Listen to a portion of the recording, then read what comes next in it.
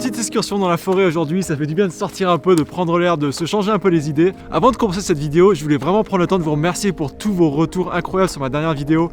Vous êtes de plus en plus nombreux à les regarder, à commenter, à interagir et c'est hyper motivant, ça me pousse vraiment à vouloir en sortir beaucoup plus, donc merci beaucoup pour ça. Si vous êtes nouveau sur la chaîne, ici on parle de vidéos, de photos, je vous amène avec moi sur des tournages, voir des backstage, on parle de tout cet univers, ma foi, passionnant. Bref, on s'en fout de tout ça. Aujourd'hui on parle de 5 erreurs que font beaucoup de vidéastes quand ils débutent dans la vidéo. Moi le premier, j'ai fait toutes ces erreurs je crois. Je partage tout ça avec vous juste après l'intro.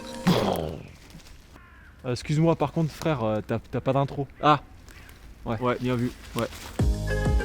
Je vais pas vous parler d'images par seconde et s'il faut shooter en 25, 50 ou 100 images par seconde, il y a cette information sur 50 000 autres tutos sur YouTube. Moi je voulais plutôt vous faire un retour d'expérience, partager avec vous des erreurs que j'ai fait pendant très longtemps et c'est aussi des erreurs que je vois très souvent dans beaucoup de vidéos. La première erreur c'est de ne pas essayer de tout mettre dans son montage. Vous allez forcément avoir des prises réussies, d'autres qui sont un peu moins réussies. Je pense que vous avez déjà tous été super contents d'une prise pendant le tournage et dès que vous arrivez devant votre ordi pour faire le montage, vous vous rendez compte qu'elle est floue. Et là vous vous dites, ouais c'est bon la prise elle est stylée, c'est un peu flou mais c'est pas grave, personne verra.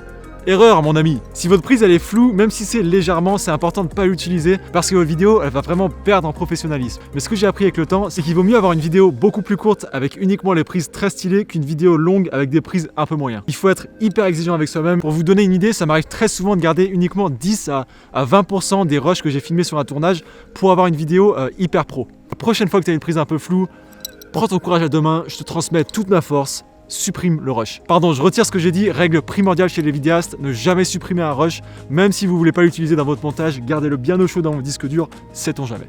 Ok, donc en 10 minutes on a perdu tout le soleil, il y a du brouillard et j'ai l'impression qu'on a perdu 20 degrés, mais tout va bien, on reste motivé. J'avais légèrement oublié qu'on était en hiver et qu'il fait 2 degrés. On passe à la deuxième erreur que j'ai fait pendant très longtemps et c'est de faire un montage trop dynamique. C'est hyper tentant au début de faire plein de mouvements de caméra, on a l'impression que c'est la mode, on a tous tendance à vouloir faire des gros mouvements de caméra et moi le premier j'ai fait ça pendant très longtemps. Mais au final tout ce que ça va faire c'est déjà donner mal à la tête à tous ceux qui regardent votre vidéo et aussi vous allez moins vous concentrer sur la composition de votre plan. Et c'est justement ce point là qui est essentiel pour faire une belle vidéo, c'est la compo. Donc mon conseil pour vous, travaillez votre plan, travaillez la compo, essayez de trouver des mouvements créatifs, mais voilà, faut pas y aller trop fort non plus. Et ça m'amène à mon prochain point qui est de ne pas sous-estimer le storytelling. Et là je vous parle en connaissance de cause parce que pendant très longtemps ça me faisait plaisir de sortir shooter par exemple là, dans la nature, en pleine forêt, filmer des bons petits flares, les branches, les feuilles, les cailloux, tout ce qui est plus esthétique. Je me faisais mon petit montage et je postais ça sur Insta, mais au final il n'y a aucun fond à la vidéo, ça sert à rien. Tout le monde s'en balance de voir des flares, des feuilles, des cailloux. Tout ça pour dire que si vous voulez que vos feuilles, vos branches et votre caillou soient intéressants, il faut qu'il y ait un fond, il faut qu'il y ait une histoire, il faut que vous racontiez quelque chose. Le storytelling c'est l'aspect le plus important dans n'importe quel art. La peinture, le dessin, la photo, vidéo, même la musique. Si vous arrivez à raconter une histoire, vous allez pouvoir créer de l'émotion. Aujourd'hui il y a tellement de vidéastes talentueux que c'est difficile de se différencier et justement vous allez pouvoir vous différencier grâce au storytelling. C'est quelque chose de subjectif et ça au moins c'est une des rares choses qui n'est pas possible d'acheter sur Amazon et ça c'est plutôt cool.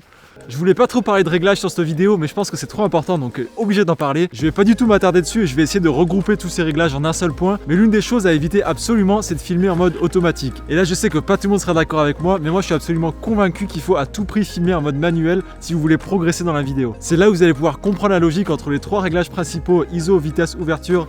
La vidéo elle est juste ici si vous voulez apprendre tout ça. L'erreur que j'ai fait moi c'est d'attendre plusieurs mois avant d'activer le mode manuel. Faites-le dès que possible, faites-le maintenant. Ça va vous prendre quelques semaines pour vous habituer mais croyez-moi ça vaut vraiment le coup et vous allez pouvoir gérer vraiment votre appareil comme vous avez envie. Une erreur que je vois très souvent sur pas mal de vidéos, c'est une image mal exposée. Parfois l'image elle est trop lumineuse, trop sombre, elle est mal exposée et pour ça vous avez plusieurs outils à votre dispo. Vous pouvez entre autres activer l'histogramme sur votre appareil pour vraiment voir si votre image est bien exposée ou pas. Mais je vais être très transparent avec vous, moi je m'en sers presque jamais, je me fie quasiment uniquement à l'écran du boîtier. Mais si vous êtes en extérieur par exemple, c'est difficile de voir l'écran donc je vous recommande d'utiliser l'histogramme. C'est primordial d'avoir une image bien exposée, vous allez gagner énormément en professionnalisme. Bon j'ai dit en début de vidéo que j'en parlerai pas mais je le dis quand même parce que ça peut peut-être en intéresser quelques-uns d'entre vous. Mais l'une des erreurs que j'ai fait quand j'ai commencé la vidéo c'est de tout shooter en 50 images par seconde. Ce qui me laissait la liberté en post-production de pouvoir ralentir mes rushs. Mais ce que j'ai appris avec le temps c'est que rien ne remplacera le bon vieux 25 images par seconde en vitesse réelle. Donc je vous recommande de filmer à 25 images par seconde la plupart du temps et donc de mettre votre vitesse d'obturation à 1 sur 50. Ça c'est encore une règle de base dans la vidéo. La vitesse d'obturation est toujours 2 fois supérieure à vos images par seconde et ne filmez en 50 images secondes ou 100 images secondes que si vous voulez vraiment ralentir le plan. On passe à mon 5e point et c'est de ne pas sous-estimer la lumière. Et là, exemple très concret, on va prendre cette vidéo parce qu'au début de la vidéo, vous avez vu, il y avait un beau soleil, ça faisait ressortir la couleur de vert de la forêt. J'ai le retour juste au-dessus de moi, j'étais très content des prises. Et là, on a perdu le soleil, il y a du brouillard et là, je regarde l'image et franchement, c'est assez fade, c'est pas très beau. Pourtant, le matos, c'est exactement le même. Donc là, vous pouvez voir que c'est uniquement à cause de la lumière. Quand vous shootez en intérieur, le top du top, du coup, c'est d'acheter des lumières faites pour la vidéo, de ne pas utiliser les lumières que vous avez sur votre plafond qui sont affreuses en vidéo. Et si vous n'avez pas forcément le budget pour acheter des lumières, utilisez les lumières naturelles. Mettez-vous proche de la fenêtre, mais vraiment ne pas sous-estimer l'importance de la lumière. C'est ça qui va déterminer si votre vidéo elle est réussie ou ratée. Allez, petit point bonus parce que ça aussi je voulais vraiment vous le dire, mais c'est d'arrêter de trop regarder YouTube. YouTube c'est vraiment cool pour s'inspirer, pour apprendre et c'est ce que j'essaie de faire avec vous. J'essaie de vous transmettre un peu mon savoir et de vous donner envie de sortir créer. Mais là où vous allez apprendre le plus, et ça je vous le garantis, c'est quand vous sortez de chez vous avec votre boîtier et vous sortez shooter. Parfois YouTube et les réseaux sociaux ça tue un peu la créativité.